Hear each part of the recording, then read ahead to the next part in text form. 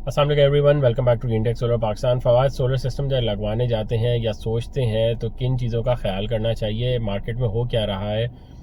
जब as a new B या new customer आपको इतना ज़्यादा पता भी नहीं होता, अभी आपने पहली दफ़ा सिस्टम लगवा रहे होते हैं तो एक खौफ सा होता है कस्टमर में कि यार पता नहीं है क्या होगा मेरे साथ। ऐसे कस्टमर्स को किस तरह घेरा जाता है और क्या उनके साथ होता है आखिर में, उसको ज़रा कुछ स्टोरीज बताएं। लेकिन सबसे जो अट्रैक्टिव पॉइंट होता है कस्टमर के लिए वो होता है प्राइस। तो प्राइस पाकिस्तान में कम करना कोई मुश्किल बात नहीं है।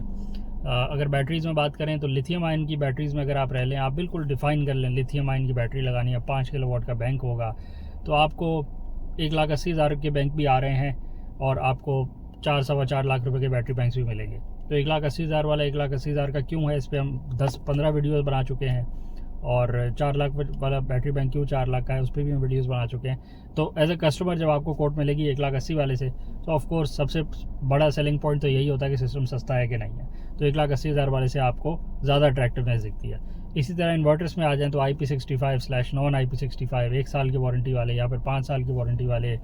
फीडबैक किसका ज़्यादा अच्छा रहा है मार्केट में, कंप्लेंट्स किसकी ज़्यादा आ रही हैं, पार्ट्स किसके ज़्यादा, अगर खुदा न खासा रिपेयर पे बात जाए तो पार्ट्स किसके अबंडेंटली अवेलेबल हैं, बैटरी प्लस इन्वर्टर का कॉम्बो कंपैटिबिलिटी क्या है सिस्टम में आपस की, या फिर नॉन कंपैटिबल चीज़ें हैं। बस एक फ्रूट बास्केट बनाई हुई है कि मौसमी और केला और स्ट्रॉबेरी और अमरूद और सब मिला के एक बस सोलर सिस्टम बना दिया है।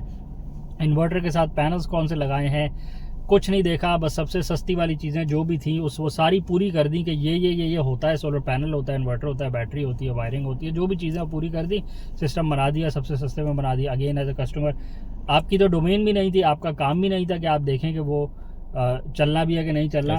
बट पाकिस्तान में क्योंकि हर तरह के लोग हैं तो वो ये करना बहुत आसान है। लेने वाला बोलता है कि देखो सस्ता भी तो मिल रहा है ना, तो अगर 2 दफ़ा भी लगवाना पड़ा तो भी मुझे मसला नहीं है। तो ऐसे में ये बातें चल रही है। आगे आ जाए, वायरिंग और बाकी चीज़ें अंडरगेज कर देना, चीज़ों को पूरा जो स्टैंडर्ड के मुताबिक होने चाहिए, इलेक्ट्रिकल कोड्स को फॉलो करना वो भी नहीं है। अच्छा, यहाँ पे कोई लॉ भी नहीं है ना कि अगर ये काम करवाना है आपने तो कोई सर्टिफाइड इलेक्ट्रिशियन ही ये काम करेगा? ऐसे ही है, कोई भी उठ के कर सकता है। आप किसी भी चलते फिरते इलेक्ट्रिशियन को बुला लें, वो बोलेगा मैंने एक जगह देखा था, मैं कर देता हूँ। जब कोई रूल्स एंड रेगुलेशन नहीं होते तो वहाँ पे इस तरह की चीज़ें ज़्यादा होती हैं कि पहले जो सिस्टम डिज़ाइन जिसने किया वो भी इंजीनियर नहीं था, फिर जिसने सिस्टम इंस्टॉल किया वो भी इंजीनियर, वो भी इलेक्ट्रिशियन नहीं था। तो जो आपके साथ होगा उसके रिपरकशन वही होते हैं कि आग लगी भी होती है कहीं ना कहीं, या फिर सिस्टम परफॉर्म नहीं कर रहा होता, या फिर सिस्टम 1-1.5 साल में ही ज़ीरो हो चुका होता है और आपके पैसे ज़ाया हो जाते हैं। बिल्कुल ऐसे ही 110% ऐसे ही है। लगाने वाले भी सर्टिफाइड नहीं है। आप अपने घर पे अपने इलेक्ट्रिकल काम खुद ही कर सकते हैं। स्क्रू ड्राइवर अगर आप पकड़ लें तो आपको कोई मसला नहीं है, आप अपना घर का काम खुद ही कर सकते हैं। पाकिस्तान है ना, वरना सर्टिफाइड इलेक्ट्रिशियन ही आके आपके घर के मेंस को डिस्कनेक्ट करके SOPs को फॉलो करके बिल्कुल ही काम कर सकता है। वो यहाँ पे ज़ीरो हैं, तो उसके जो समरात हैं, जो उसके रिजल्ट्स हैं, वो सबके सामने हैं। दूसरा, जो आप सोलर सिस्टम इंटीग्रेट करते हैं, अगर आपका घर पुराने ज़माने का है या घर में 10 मसाइल पहले हैं, तो जब सोलर सिस्टम उसके साथ इंटीग्रेट होता है तो जो पुराने सारे मसाइल होते हैं वो दोबारा से उजागर हो जाते हैं। अगर वो किसी भी वजह से बचे हुए थे तो सोलर सिस्टम इंटीग्रेट घर के साथ होता है ना, वो स्टैंड अलोन नहीं लगा हुआ होता, वो अलग से नहीं लगा हुआ होता, घर के साथ ही जुड़ता है उसकी पावर आके।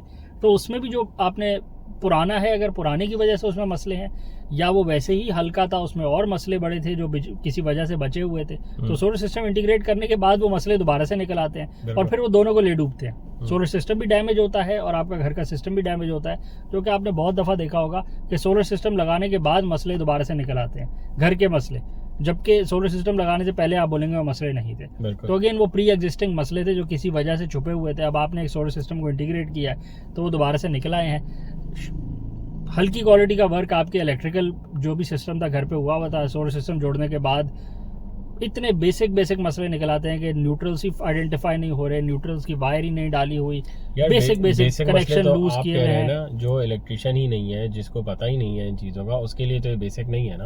उसको तो पता ही नहीं है ना कि न्यूट्रल क्यों नहीं मिल रहे या क्या मसला हो रहा है, उसको आप क्या बोलेंगे? मतलब आप बोलेंगे कि इस बेसिक कंपोनेंट के बगैर तो बिजली ही नहीं दे सकते ना। अगर आप SOP को फॉलो करेंगे तो इन चीजों के बगैर आप बिजली कैसे दे रहे हैं अपनी अप्लायंसेस को? और फेस की एक तार ली और बस वो चल रहा है और वो सारा उसी पैटर्न पे चल रहा है। और जो नया बनता है वो भी पिछले को देख के बनता है कि पिछला ऐसे बना हुआ है, चल रहा है 30 सालों से, अगला भी ऐसे ही बना दो। तो जब इस पैटर्न पे चीजें चल रही हैं तो फिर आप का जो माइंडसेट है वो सबके सामने है, कंज्यूमर का माइंडसेट भी सबके सामने है, और जो लगाने वाला है वो तो फिर ज़्यादा अपनी मर्जी नहीं कर सकता ना, उसने तो मार्केट के मुताबिक ही चलना है। तो मार्केट इसी तरह सेट हुई हुई है, और इस मार्केट में यही कंज्यूमर है और यही सेलर है, तो यही सारे के सारे उठ के आ गए सोलर में, और सोलर में भी अब यही हो रहा है, और सोलर के अलावा भी हर मार्केट में यही हो रहा है। तो ऐसे में अब कंज्यूमर को पहले नंबर 1 प्राइस दिखा दी, कम प्राइस दिखा दी, दूसरा किसी को फर्क ही नहीं पड़ता क्या लग रहा है, क्यों लग रहा है, किस तरह लग रहा है, और ये भी नहीं पता कि लगने के बाद उसकी क्या आफ्टर केयर करनी है।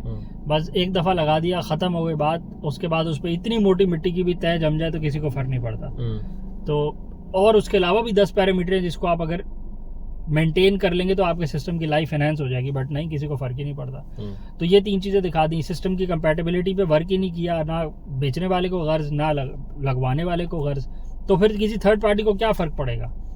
वारंटीज़ नामों में बहुत अच्छी हैं, लिखी हुई बहुत अच्छी हैं, जो इंस्टॉलेशन पाकिस्तान में हो रही है वो अगर आप मैन्युफैक्चरर को ले आएँ और उसको बोलें ये इंस्टॉलेशन की वीडियो ज़रा भेज दें उसको बोलें ये वारंटी ज़रा आप क्लेम करेंगे, तो वहीं आपको पता लग जाएगा कि वारंटी क्लेम होगी कि नहीं। वारंटी का एक्सपीरियंस तो मेरे ख्याल सबका होगा ही ना, जब भी नई गाड़ी लेते हैं आप एक जरा आप सर्विस उस शोरूम से ना करवाएं जाके, उसी सेकंड वो आपकी वारंटी जो है वॉइड कर देता है, एक सर्विस। और सर्विस में क्या होता है, ऑयल चेंज और ऑयल फिल्टर चेंज, और ऑयल वही स्टैंडर्ड ऑयल वही डलना है, और ऑयल फिल्टर भी डलना है। ऑयल का जो पोर्ट है जिसमें डलना है, वो इंजन का जो कैप है खुलना है, वो एक ही कैप है, वो इंजन के अंदर 4 डिफरेंट कैप्स नहीं है कि आप कहीं वाइपर फ्लूइड के कैप में इंजन ऑयल डाल नहीं सकता, गलत कर नहीं सकते उसमें आप। बट अगेन SOPs हैं कि सर्टिफाइड मैकेनिक या सर्टिफाइड टेक्नीशियन ही करेगा, तो आप उसको जरा वायलेट करें, वो देखे वारंटी कैसे आपको क्लेम करके देता है। तो यही हालात यहाँ भी हैं। तो खैर इन चीज़ों का ख्याल रखें, क्योंकि इन द एंड नुकसान कस्टमर का ही होता है, लगाने वाला लगा के चले जाता है। आपने ही अगर पहली दफ़ा सही चूज़ नहीं करा उस टीम को जिसको पता था, जो सर्टिफाइड थी, तो नुकसान उसका नहीं होगा, नुकसान आप ही का होगा। पैसे भी आपके जाएंगे, टाइम भी आप ही का जाएगा, और परेशान भी आप ही और आपके घर वाले ही होंगे, और कोई नहीं होगा। और जो आप रिजल्ट उससे चाह रहे थे वो भी नहीं मिल पाएगा, और अगेन आपको दोबारा ही सारा काम करना पड़ेगा। बिल्कुल, क्योंकि आपने पहली दफ़ा ही ना ही सिस्टम डिज़ाइन पे कुछ किया, ना कुछ किया ही नहीं, प्री वर्क ही नहीं किया आपने, बस ऐसे ही।